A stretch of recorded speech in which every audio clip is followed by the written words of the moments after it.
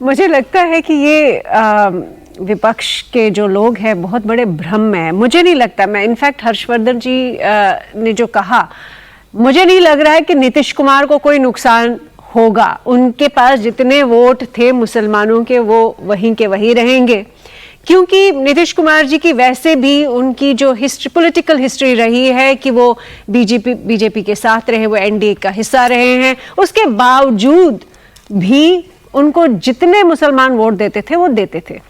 दूसरी बात यह है कि जो पसमानदा देश का जो मुसलमान है वो इस सब को कैसे देख रहा है, अभी उसके बारे में कोई कुछ नहीं बोल रहा है, और ना ही उसके बारे में उनका कोई रिप्रेजेंटेटिव है जो हमें बता सके कि वो क्या फील कर रहे हैं। लेकिन अगर आप देखें जो रिएक्शन आया है आम जनता का मुस्लिम सोसाइटी से, ये तो नहीं हो रहा है कि सड़कों पे उतर के आए कोई, ये तो नहीं हो रहा है कि दंगे हो रहे हैं, ये तो ऐसा नहीं हो रहा है कि उन्होंने रिजेक्ट किया हो वक्फ बिल बड़े पैमाने पे, ऐसा कुछ नहीं हो रहा है। वो क्यों करेंगे आरती जी? मैं आपको एक निजी एक्सपीरियंस बताती हूँ।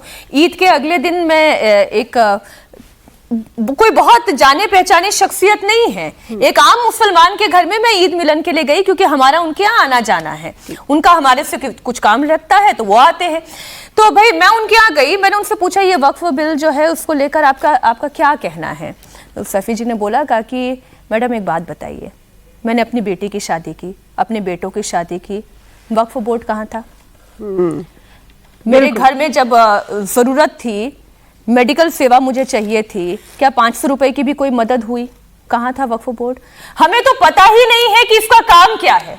ये जो सब बड़े बड़े लोगों का काम है, ये आम मुसलमान का कहना है, तो क्यों होगा कोई तनाव? बिल्कुल मीनाक्षी, यही बात है जो आज इस्तीफा दे रहे हैं ये लोग ऑलरेडी जो है ये अमीरों की कैटेगरी में आते हैं। इन लोगों ने पॉलिटिकल पावर देखी है, इन्होंने पॉलिटिकल इन्फ्लुएंस देखा है, इनको पॉलिटिकल पैट्रनेज है और बैकिंग है।